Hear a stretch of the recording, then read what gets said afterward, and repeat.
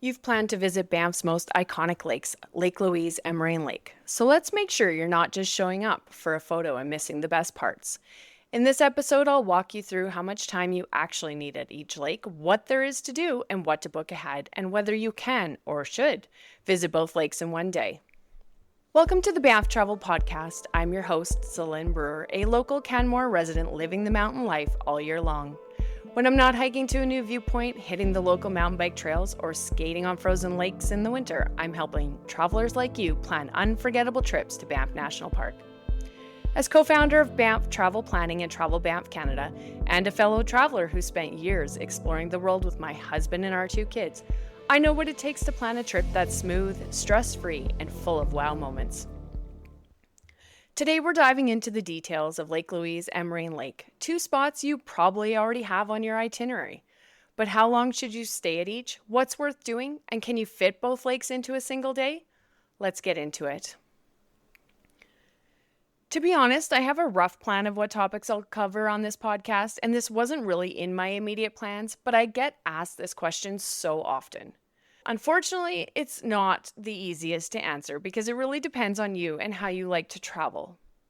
I can tell you what I would do, but that's not really fair because I live here. I have the luxury of time.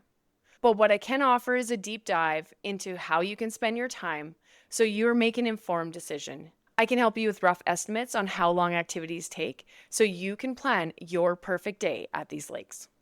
Let's get started with Lake Louise. What can you actually do at Lake Louise? Lake Louise really is much more than just a quick photo stop. There's a lot to do here. Your experience can range from a peaceful lakeshore stroll to a full day of hiking. Now, here are the main things that people do at Lake Louise. You can walk the Lake Louise Lakeshore Trail. It's an easy walk that hugs the shoreline to the back of the lake. It's about 4 kilometers out and back, mostly flat. It takes about an hour to an hour and a half, depending on how often you stop to take in the view. And believe me, you're going to want to stop. Fairview Lookout Hike. If you're short on time but want stunning views down over the lake and the Chateau Lake Louise, this is where you're going to get it. It's just 2 kilometers return, but it's a short and steep hike. Still very much worth it. That should take you about an hour. One of the most popular moderate hikes in Banff, hiking to the Lake Agnes Tea House. It's around 7 kilometers round trip, 385 meters elevation gain. Takes about 2 to 3.5 hours, depending on your pace, how long you stop for, how many pictures you take.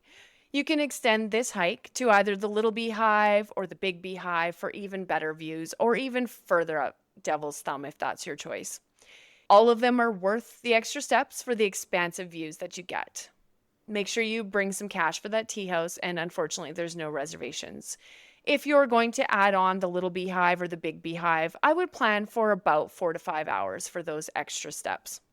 Now, one of my favorites is the Plain of Six Glaciers Tea House hike. This one's longer than Lake Agnes. It's about double the distance at 14.6 kilometers round trip and 590 meters elevation gain. So it's not quite as steep. It'll usually take around 5 to 6 hours. It's less crowded than Lake Agnes. It offers incredible glacier views, plus you get fantastic views back over Lake Louise, and you also get that easy lakeshore walk as the beginning and ending part of your hike. You'll also find a tea house there, so bring your cash, and honestly, who doesn't love a slice of cake partway through a hike? I don't know about you, but I'll always hike for cake. Hiking is not your deal? That's totally fine. You can do afternoon tea at the Fairmont Chateau Lake Louise. It's a fantastic experience. Make sure you make those reservations well in advance, and hopefully you'll get a table by the window for those impressive views over the Victoria Glacier. Canoeing on Lake Louise is a bucket list experience that's on most people's list. It can get pretty busy and it's not super cheap, so keep that in mind. Now, canoe rentals usually open up late May or early June, so this year they're going to start on May 31st. And you can typically get on those canoes until early to mid-October, obviously very weather dependent every single year. Bookings are first come, first serve, so you'll just get in line. There's no reservations. But if you are a guest at the Fairmont, you also get your own shorter line. If you plan on canoeing, just plan extra time for waiting in line. Horseback riding is also an option at Lake Louise. Brewster Adventures offers guided rides to Lake Agnes or even the Plain of Six Glaciers, or both. I would book those in advance, plan for about 3 hours for Lake Agnes, 4 for Plain of Six Glaciers, or just 1.5 if you're just going to do the lake.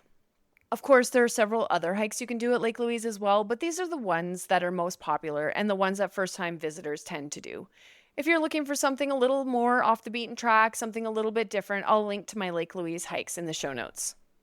So how much time do you need at Lake Louise? If you're just doing the Lakeshore Trail, soaking up the view, you might spend 1 to 2 hours.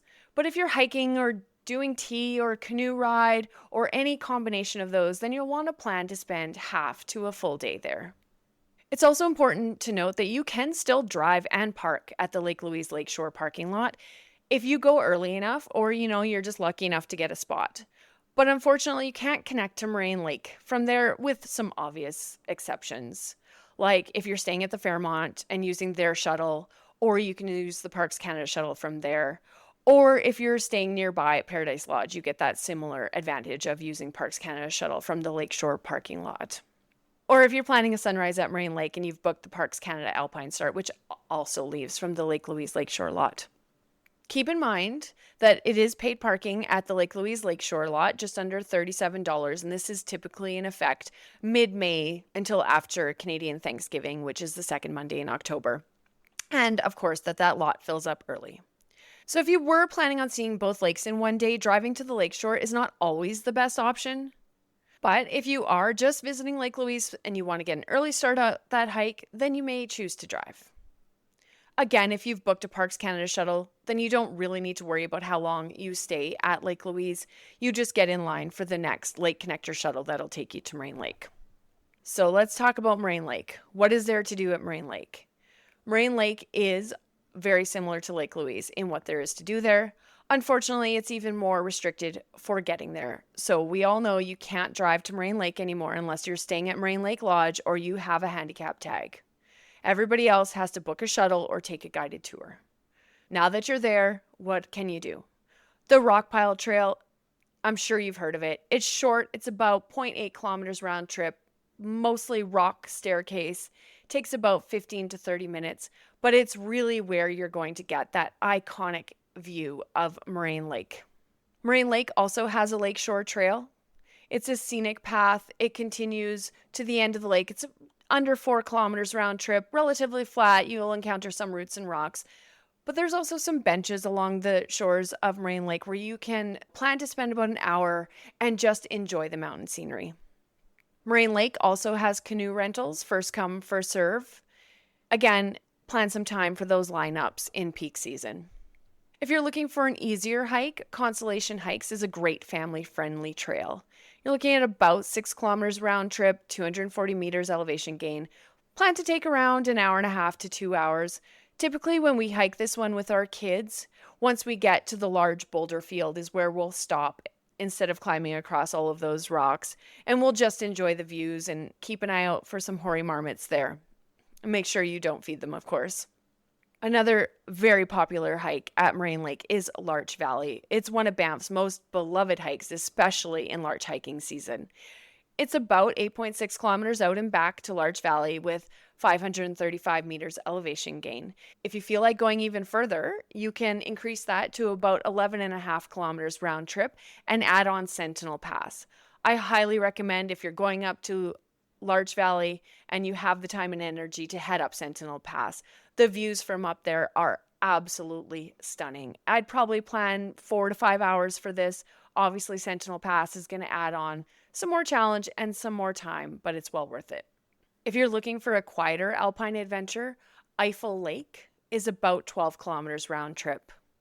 And if I'm going to do Eiffel Lake, I absolutely want to add on Wangchemna Pass. It does add on another 6 kilometers round trip, so it makes for a much longer day. But the views from Wangchemna Pass and along there back down onto Moraine Lake and the entire valley are so worth it, and it's nice and quiet. I absolutely love that hike. But you do have to be up for an 18-kilometer day. So if you just want to walk the lakeshore, do the Rockpile, 1.5 hours, 1.5 to 2 hours is definitely going to be enough. If you want to spend your day on the lake doing a fantastic hike, again, you'll want to plan for a half day to a full day at Moraine Lake as well. But we're still at that question. Can you do both lakes in one day? Yes, it's entirely possible to do both lakes in one day. If you're planning on visiting each lake, walking the shoreline, taking some pictures, taking in the view, then yes, you can visit both in one day. Chances are, if you go early enough, you can fit it in a canoe ride as well. Doing both lakes in one day really works best if you've booked that Parks Canada shuttle that has the Lake Connector shuttle between the two. And there's also plenty of other shuttles that will give you a stop at both lakes with an hour and a half at each lake. I'll link some of those best options for those in the show notes. If you're planning on just one big hike, then you can still fit them both in. For example, you could do Moraine Lake at sunrise, then visit Lake Louise and hike to one of the tea houses. Or you can start at Lake Louise and do your big hike for the day and enjoy a quiet late afternoon at Moraine Lake, enjoying a leisurely walk on the lakeshore or taking in the views at the Rockpile. Again, there's some great shuttle options that enable you to do one big hike at either of the lakes, which I'll link to in the show notes. Now, if you're planning a big hike and canoe rentals at both of the lakes, then I highly recommend splitting them into 2 separate days. You don't want to be rushed. You don't want to be watching the time. You really want to enjoy your time. Just make sure that you're well prepared for a full day out in the mountain weather, no matter what you do. And remember that our days are nice and long. So if you pack enough food, have enough snacks, have enough water, make sure you're packing a lot of water, especially on those hot summer days, then you can really enjoy a long day out at both of these 2 iconic Banff lakes. It's really important for you to think about how you like to travel. Don't try to fit in too much because you've seen the videos on Instagram. Pick the lake that's most important to you, build your day around it, choose the hikes you want to do, and enjoy your time in the mountains. If Moraine Lake is your bucket list spot, go early, plan to stay a while, take the pressure off from seeing both in a single day.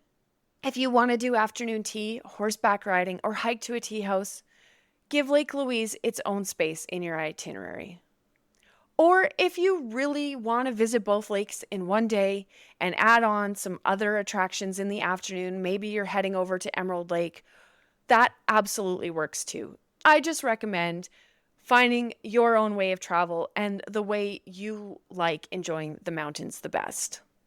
All right, it's time for our listener question of the week, and this one is quite related. If I'm staying at the Fairmont Chateau Lake Louise, do I still need to book a shuttle? Do I have access to both lakes?